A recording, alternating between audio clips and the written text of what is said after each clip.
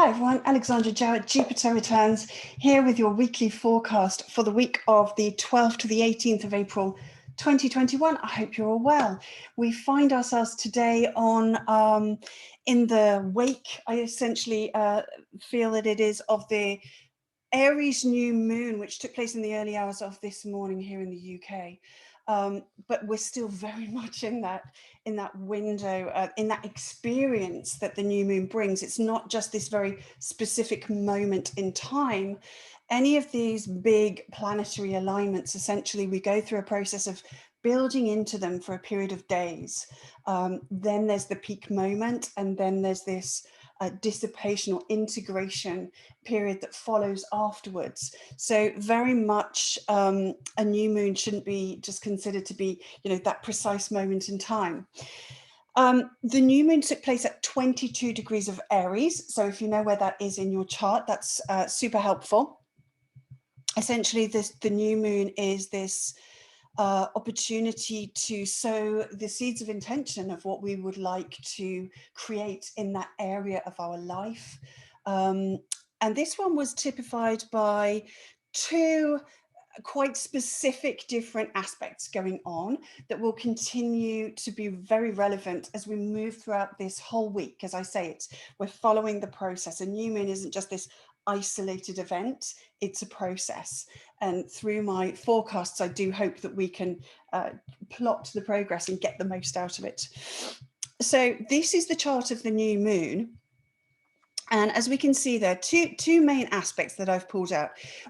Firstly, we have a square aspect over to Pluto there in Capricorn.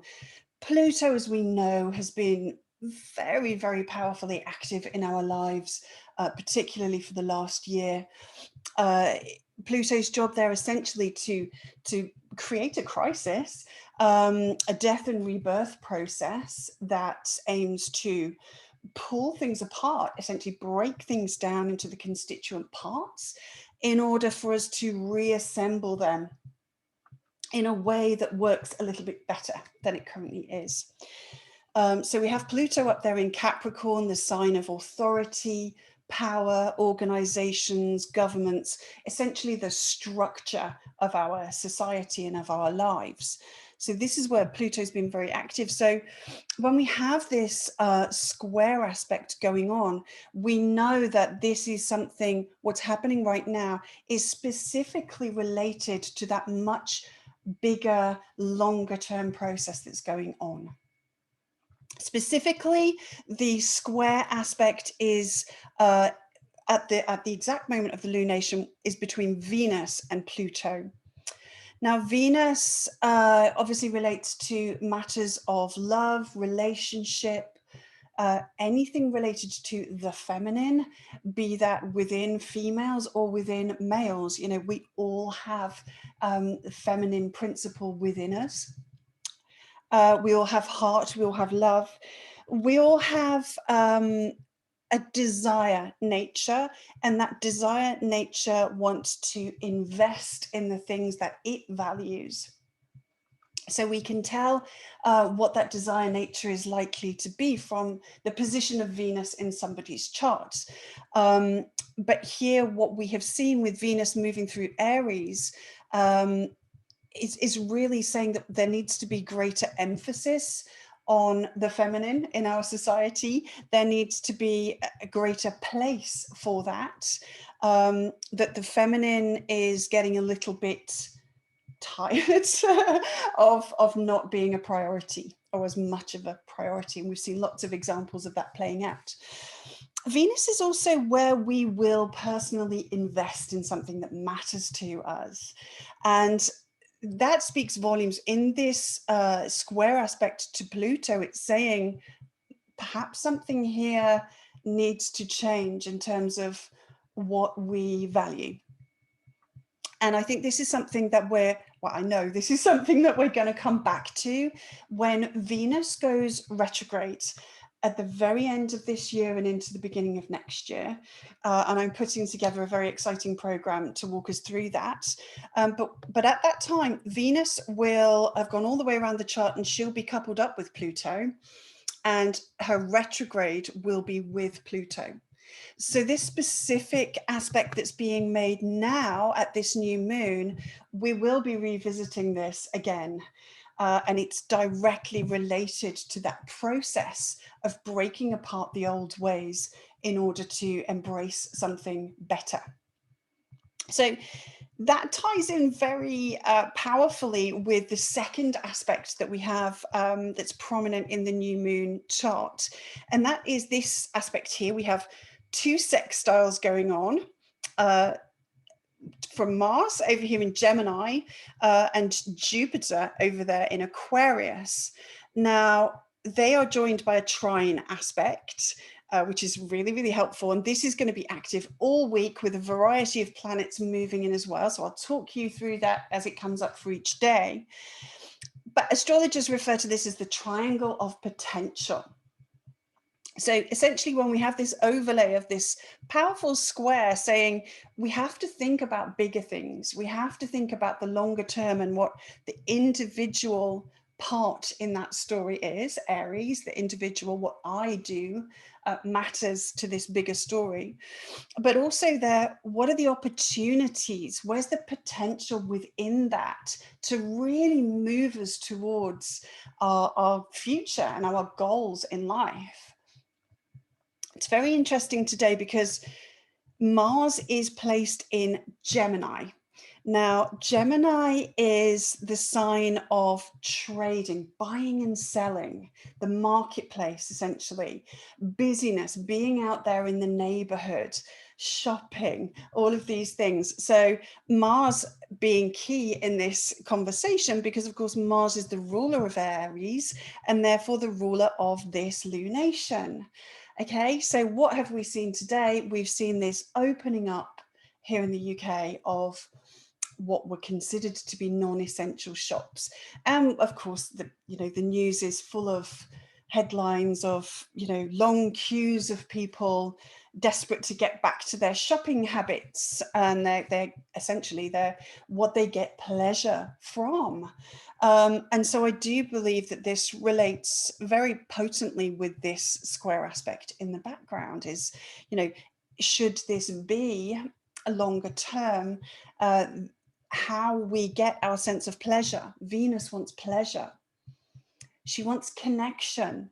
She wants to be able to come together with someone else, bring people together in a pleasing, harmonious way that allows for there to be joy in life. And we've been prevented from having some of those experiences for quite some time now. And I think that has been an opportunity, the triangle of potential, for us to consider whether those things are the things that really matter, that are really important. Could we think about getting our needs met in a different way that perhaps is in more of an alignment with where we need to be headed as a society, rather than clinging on to our old ways of getting our little moments of pleasure by buying things and all of these things that we do out on the high street. So it's very, very interesting that we have this Gemini placement going on, and that being the ruler of trading, buying and selling and shopping and all of those kinds of activities. So the new moon essentially is, as always, this opportunity to sow a seed, an intentional seed, an internal seed. What would I like to manifest? What would I like to call in the particular area of your chart where this is taking place? It's that square aspect has created some challenges where there's been some very powerful endings as things have been removed. As the moon was moving through Pisces, as we were coming into this lunation, that was really the very last sweep of the last solar year. The moon completing her cycle for the very last time in that solar year was saying, right, this is when we say goodbye to some things. Very powerful goodbyes, powerful endings. But we have to have these endings. There has to be space cleared for the new to move into. And that new is something that we have decided upon one way or another, either consciously or unconsciously. And we will now build upon that as the days move forward. So as I say, we will see a revisit of these issues, particularly the Venus-Pluto square, when Venus comes back round in December and meets up with Pluto again. She'll have an opposition before then. She will have an opposition from Cancer, and she'll have another square over here in Libra to Pluto. But each of these are really, really important points for us to just remember, just go, oh, okay, yeah, I'll just clock that in the bank, because it will really, really help to inform the work that we do when we work with the Venus retrograde at the end of the year. So moving into the more detailed daily rundown. And as always, I would recommend that we try and listen to the whole forecast as one single piece, because everything is interrelated.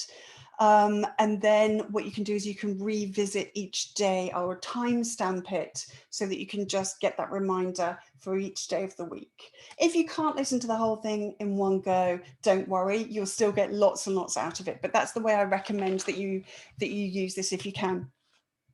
So Monday the 12th, then we have the moon in Aries, and she moves forward from that meeting with the sun.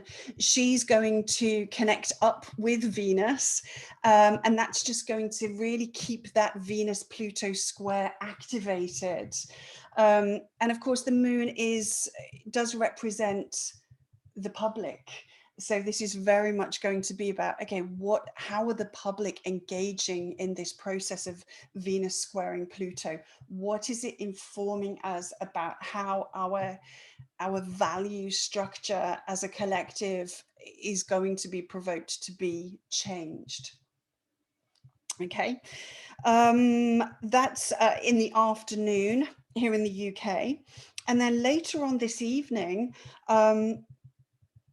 the moon will then pass into Taurus.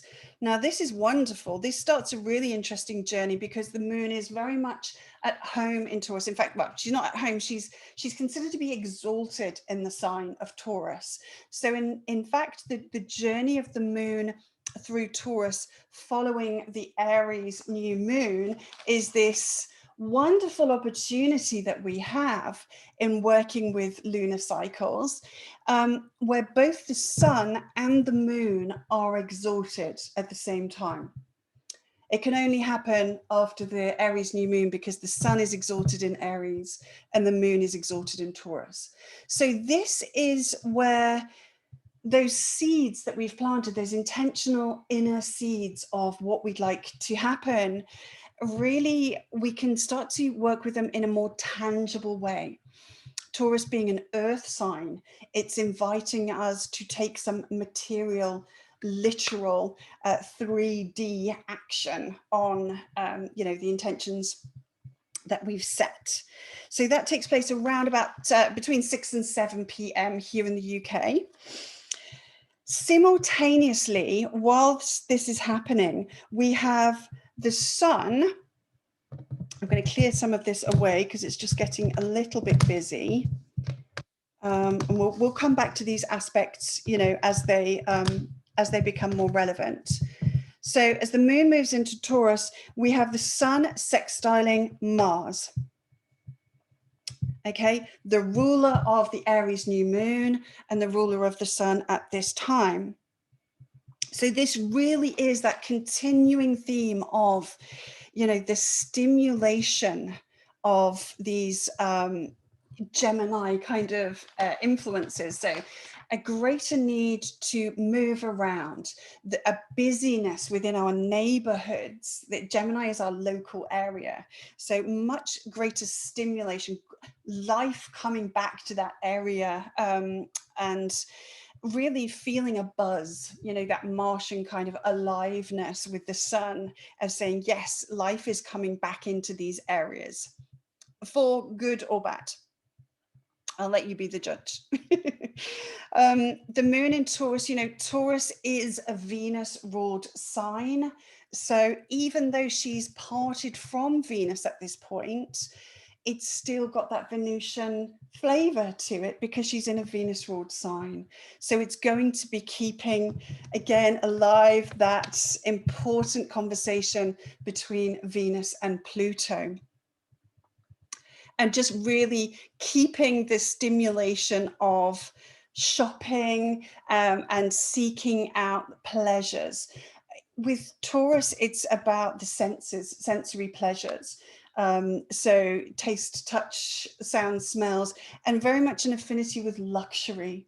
You know, Venus at Taurus loves luxury items. So the touch of silk and the sense of fine fragrances and the finest foods, all these kinds of things, a beautiful music, all of these kinds of things. So at the same time, we have Mercury applying. So this sextile that the sun is making to Mars, Mercury is going to repeat that later on in the week. So that's building up in the background as well. So just sort of keep an eye on that. That's going to be really important because Mercury is the ruler of Gemini and Mars is the ruler of Aries. So when we have this situation, it's what we call mutual reception. Okay, they're each in each other's houses, and so they there's a greater sense of cooperation and affinity between the two. But yeah, Mercury's building in, so we've got that again, that increased sense of busyness and stimulation and a need to do something. It's kind of like a restless need to get out there and do things. As we move then into Tuesday the 13th, we have the moon moving through her journey in Taurus. She's going to meet up with Uranus. Now, this is going to stimulate, you know, a constant feature of 2021, which is the Uranus-Saturn square that we have going on. It's in the background all the time. It's the underlying kind of dominant theme of 2021. So although it's not very exact at this moment in time, it is still very active. And that is that conflict between freedom and independence and individuality and progress against the Saturnian safety, confinement, rules, restrictions, and support and tradition, those kinds of things, the status quo, essentially. So as the moon moves over Uranus, that's going to stimulate that a little bit. We're going to feel more of the Uranian vibe, though. So essentially, there could be, it could be a little bit agitated. You know, the moon is our sense of security, it's our emotional status. And when she meets up with Uranus, particularly, you know, this powerfully, there can be that sense of shock. Our nervous systems can feel a little bit fried, essentially, and there could be some shocking events. You know, Uranus tends to provoke things that kind of blindside us from out of the blue. So it probably wouldn't be the best day, I suspect, to go out there, to head out into the shops. I would give it a wide berth that day. It might just be a little bit overwhelming, a little bit kind of overstimulating to the nervous system in ways that would be unsettling. Essentially, the moon wants to feel settled and calm. What else do we have going on? Yeah, erratic emotional states. And then overnight, we have Venus, the current ruler of the moon. She gets to the very final degree of Aries. So the anaretic degree, the 29th degree of Aries.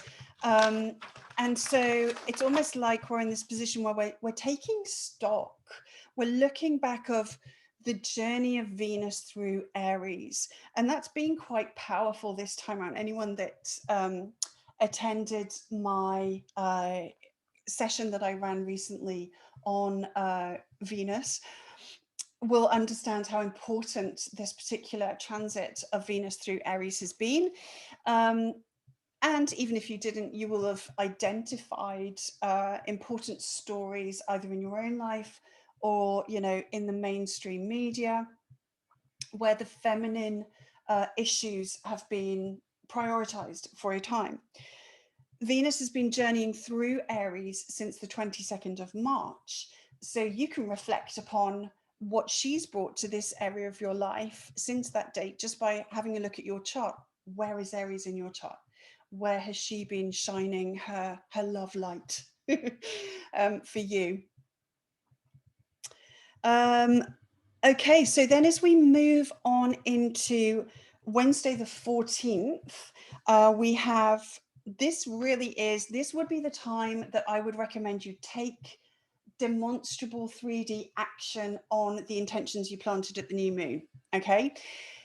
Moon will now be clear of Uranus. This is what I would be waiting to disappear before I took any action. So the intentional seeds that I sowed within at the new moon overnight, over Sunday evening, I'll start to take action with those now that the moon is beyond Uranus and out of that kind of unstabilizing, shocking energy.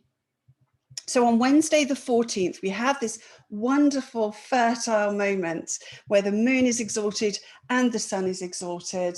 And so the seeds that you plant now really, really, really do have such an incredibly good start. And for the gardeners out there, this would be the day to plant your seeds. You know, just, yeah. Taurus rules food, Taurus rules plant life, the natural world. So, you know, this is absolutely the best time. I have got lots of plans to be sowing my veggies or some more of my vegetables on that day. It's really, really beautiful because on the same day, Venus, who rules Taurus, actually now shifts into her home sign. So Venus is able to just give us a little bit more of the Venusian influence that we tend to prefer. You know, these ideas of the pleasures of the senses that I've talked about. And so that's a really lovely omen, essentially, on the back of this beautifully fertile planting, let's call it. So we've got a few weeks there of Venus moving through Taurus, and that's really important. She's pulling away from the sun. So right now, if you were to look in the sky at any time of day, you won't see Venus because she's too close to the sun to be seen, okay? And this has an astrological effect as well as an astronomical effect. So Venus we're not able to receive quite as much of the influence of Venus as at other times in her cycle. As she moves forward now, though, she's putting greater distance between herself and the sun. And this means that we're calling her back to us. And what's really beautiful is she comes back out from what we call under the beams of the sun. When she's made enough distance between herself and the sun, she becomes visible again in our sky. And, you know, our ancient ancestors really celebrated this point because it's like, yes, they associated the benefic influence that particular star brings us when she's visible in the sky. And so she will, like, later on in her journey through Taurus, again, once she's past Uranus as well, she's going to become visible, and that will be in her evening star phase. So after the Taurus new moon, essentially as we go sort of into the mid to late part of Taurus, that's when she's going to once more be visible in our skies. And that's a really beautiful moment. And it's really beautiful that it's in her home sign where she gives us her best expression. So that's really something to look forward to, and to see if you can recognize, you know, see if you can identify these influences as we move through life. Deepen your connection to the planets. you know, by just noticing whether or not you can identify things, and it really enriches the process. So yeah, very happy that Venus is back in her home sign. What else do I need to say? Yes, so also on Wednesday we have the applying sextile from Sun to Jupiter. This is very, very interesting and important because this gives us this sense of optimism. Jupiter is really optimistic. Jupiter always sees that the future is always, always bright. Sometimes that's not a great thing because we can feel a little bit disappointed when we get there, but we all need hope. And the one thing that Jupiter brings us in bucket loads is hope. And so in this positive aspect with the sun, we're really going to be feeling this increased sense of hope in the future. And in fact, Jupiter's going to be activated, you know, all week from its place within that triangle of potential aspect that we had at the new moon. So really, really lovely day on Wednesday. I will be really trying to capture that as best that I can, and I would recommend that you do too. Okay, that aspect, although it's building through Wednesday, that's going to perfect, so go exact on Thursday the 15th, okay? Thursday being the day of the week that Jupiter rules. So really, really lovely synchronicities going on there. So the sun is at 25 degrees of Aries and Jupiter is at 25 degrees of Aquarius. Now, this is really, really interesting because Jupiter is now in what we call shadow. This is the pre-retrograde shadow. Later this year, I'm going to give you the dates in a minute, Jupiter is going to go retrograde. So what that tells us is that everything that's happening now with Jupiter is going to be subject to some change, all right? Jupiter is going to go forward, move into Pisces, turn around, go back, turn around, go forward, not literally in the chart. So it's very, very interesting to me that the degree that Jupiter goes retrograde at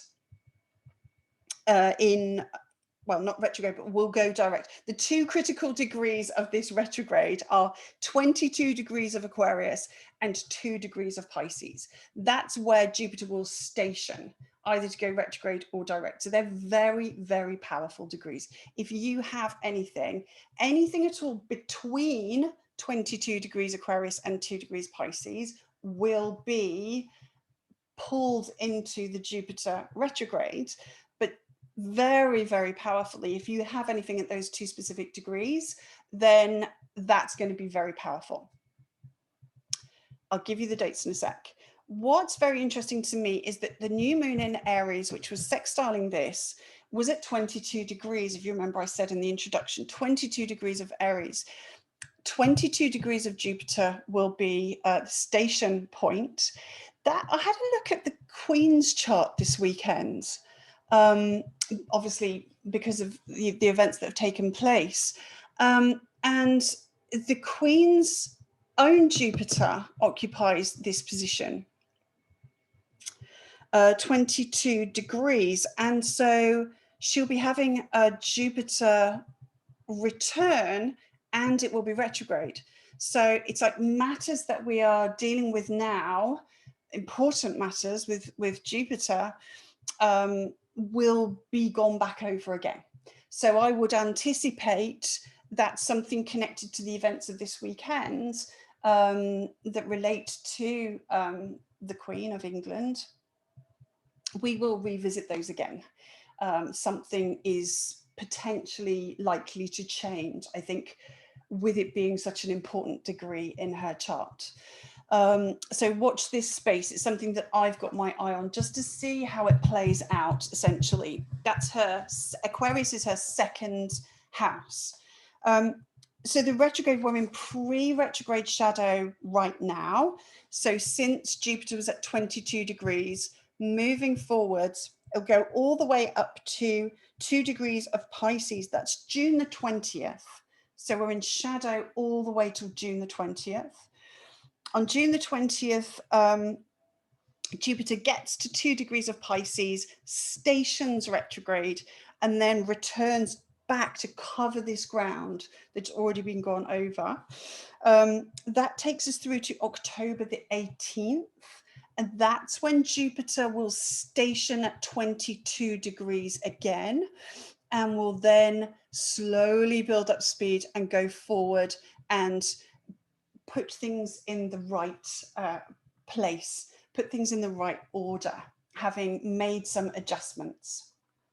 So where is Jupiter in your chart right now? What are the planets or angles or houses that are involved? Bear in mind that, you know, anything that's happening with Jupiter right now is going to be subject to change as we move forward. Okay, moving then into Friday. On Friday the 16th, the sun is essentially going to be retracing the steps that Venus took. And that means that the sun is then going to move into the square with Pluto. Okay, so that will have been building up all week as well. The sun, you know, the sun in Aries, it's exalted. It really is all about me. And this is this continuation of the theme of, you know, what's my involvement? What's my relevance? What's the part that I play in this process of the death and rebirth process that we're going through of the structure of society? You know, how do I show up in that picture? It's a very, very intense aspect. I'm not going to lie to you. And if you come into contact with people who have planets in these later degrees of any of the cardinal signs, so Aries, Cancer, Libra, Capricorn, they're going to be most affected. With these planets involved, you know, there can be some real power battles, some real sort of ego challenges or clashes, as, you know, our personal sense of power is challenged. And that can be in some pretty intense ways, as is always the case when Pluto's involved. So watch out for those kind of ego conflicts that might crop up. It can increase our sense, if we need a boost in terms of determination, you know, the real, like that I'm not going to give up, that real deep ambition. If we need that stimulating, then this is definitely going to help it, that kind of area of I'm not giving up, I'm not going to back down, throw whatever you like at me and I will rise to that challenge. You know, it could increase that. But you can see how that could play out in some people, be determined not to back down, where perhaps it might be better all around if they did, or at least be able to surrender to where an aspect of life really has dominance and power over you, because we aren't, as much as we like to think we are, we're not that powerful within the structure. The individual is not that powerful within this structure. Okay, within your own life, absolutely, yes, but this is a connection that's taking us outside of the self and into, you know, everything everything in the outer world. So intense challenges to our sense of authority, or our ability to succeed in something that we've set our mind to. And of course, that will be, that will relate to what your own personal interpretation of success even is. You know, the material success with Capricorn involved, and with more emphasis in Taurus, going on there as well. It might be around that, you know, success equals money, it equals possessions, you know, anything along the lines of the materialistic world. That might be how we've defined success, or personal power in the past. And that might be the part of us that's being challenged right now. You know, who am I if I don't have things? How much do I allow things to have power over me and to dictate the course of my life? Money in particular, Venus and Capricorn here, big themes of money and finances. So the other way that this could manifest is, I've written here that it could resurrect deeply rooted perceptions of threat. You know, Pluto is the shadows, those lurky, deep, suppressed shadows. And in a hard aspect to the sun, that's our core life force. So we might even respond to events literally as though our own life was being threatened in some way. That's how deep the response is going to be. And that in a very, very, very small number of cases may even be literally, but obviously for the vast, vast majority it won't be. But essentially what that gives us the opportunity to do is have this insight. When one of the luminaries, the lights, the moon or the sun is activating a planet, it's shining a light on us and it's saying, look, you can see something here. If you look, just take a step out of the drama of how it's unfolding and have a look at what it's showing.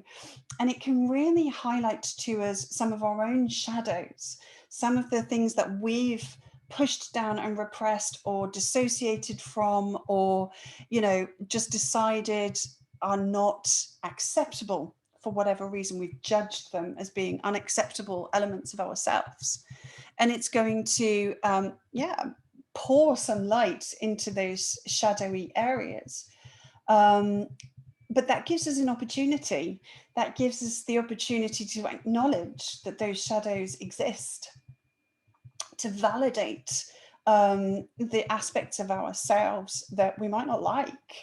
You know, as with life, there's aspects of life we don't like, but change starts within. And so when we transform our own shadows, that's reflected in the collective out there. The more of us that individually take responsibility for our stuff, you know, the more that shows up in the outer world. It has to start with the individual, and just acknowledging, being prepared to just validate that you're not perfect, you've got some darkness in you, and that's actually okay. That's part of the journey of being a human being. That's a big step forward, you know, for you and for all of us. So try, if you can, to step out of the story and witness this. And this is one of the best ways to pull in Jupiter energy, as that wise observer. Okay, that's just a little bit removed. Jupiter's up there in the sky. He's got this wonderful, yeah, as the sky god, he's got this ability to just kind of see everything as it is, rather than just the little bit that you're involved with. This wonderful circumspect view over matters. So just bear that in mind and try and pull through the Jupiterian kind of influence if you can, and watch out for it with other people as well. Just don't get involved in the ego battles, okay? Because it's just going to be exasperating and unpleasant, I suspect.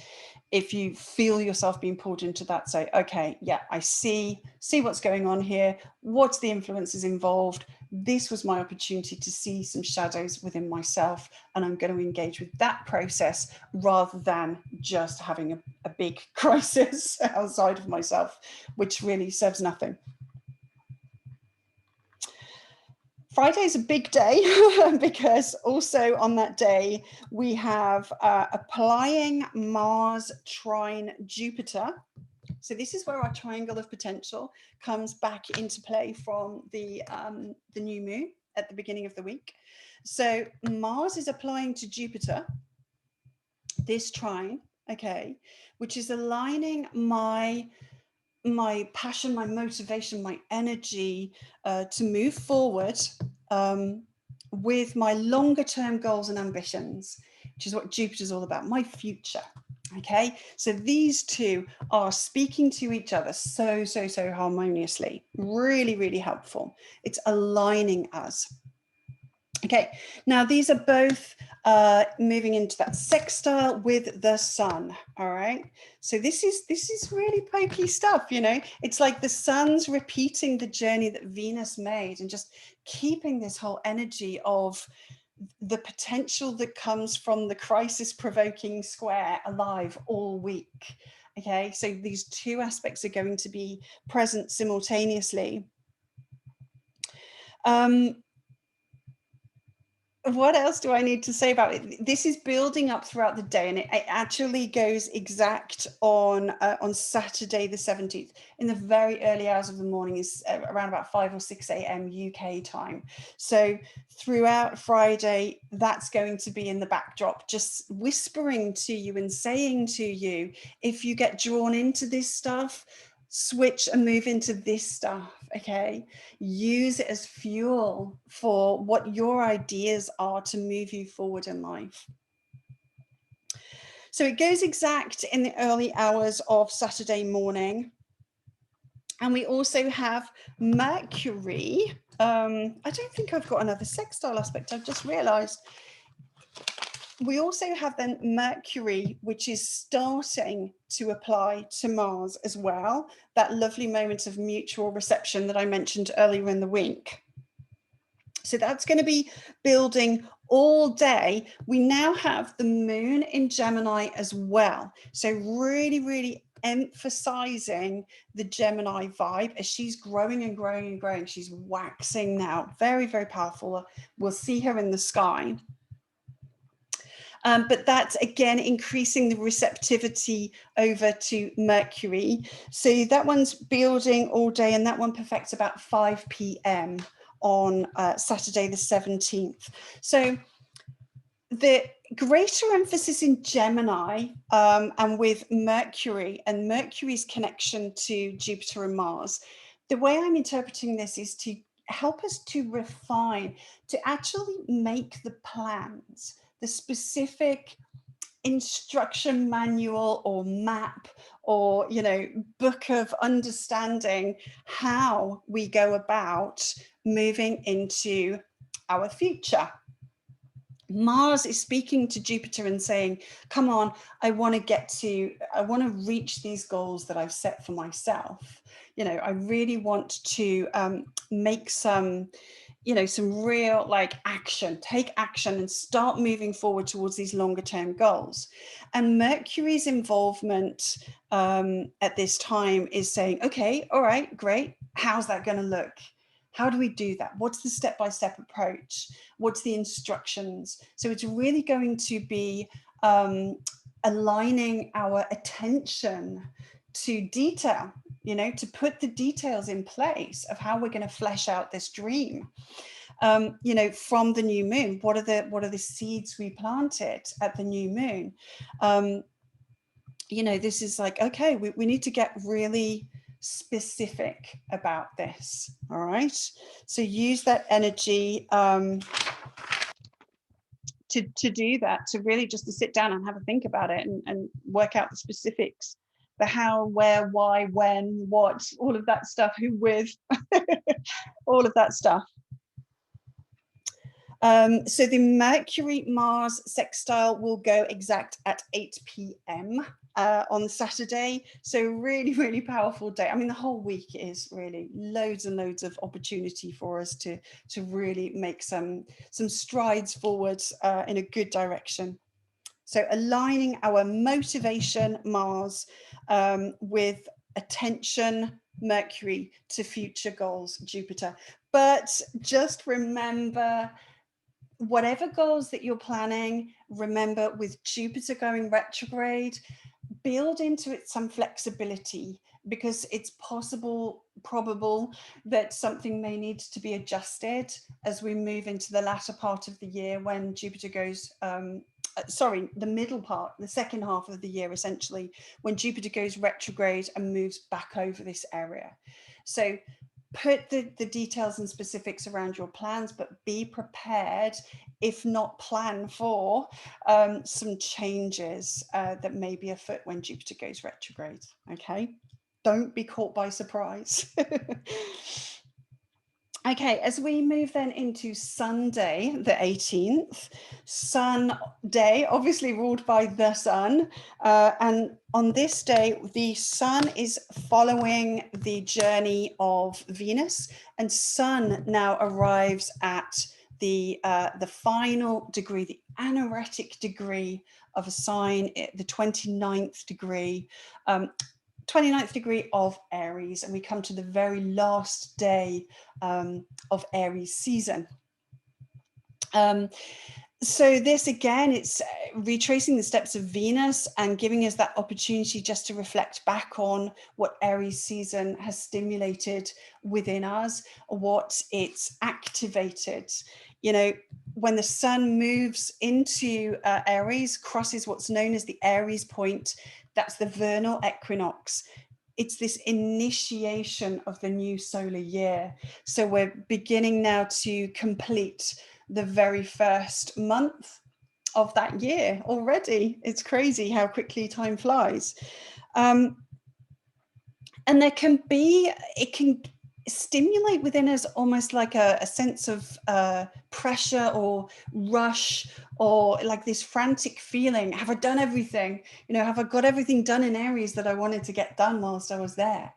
So we can feel a little bit like, oh, you know, pressured on that day, which is not ideal on a Sunday, really, let's face it. Almost like an urgency, like an urgent feeling. It might take the form of impulsive, rash kind of ideas. So just try and keep a little bit more grounded if you can. But yeah, that's essentially just going to be facilitating a taking stock and just being really, really clear. Hindsight is really, really helpful. Most people approach astrology as though it's going to tell me what's happening in the future, but we can get so much information about the future from studying the past, from studying how things have been. So have a look back on your journey through Aries since the vernal equinox, and where you felt the call to action in terms of your life and how your life plays a part in the collective. So of course that means that then the Sun will be moving into Taurus and beginning Taurus season. So we're getting a little bit more grounded as we move forward, a little bit more of the Taurian influence in our lives. A big week, lots going on, lots and lots of very powerful potential. I think essentially this is a week to consider what success means to you as an individual, both in terms of your own life, but also in terms of how you play a part in the bigger collective. Is that sense of success, sense of relevance, sense of position, authority, power? Are those things that perhaps need some alteration? An alteration in terms of our value nature and the things that are important to us, and essentially the things that give us a lift, the things that make us feel alive. Those are the things that is truly successful. And yeah, we might need to adjust some of those. I hope this has been useful to you. As always, if it has, please give me a like, a love, a share. Definitely subscribe to my channel, because it really helps to get this information out to more people. And that's really why I put this out there, essentially, is so that more people can benefit from the wisdom of astrology. And I will be back next week as always. Until then, have a beautiful week and really take advantage of all the opportunity that is inherent in it. Much love. Bye.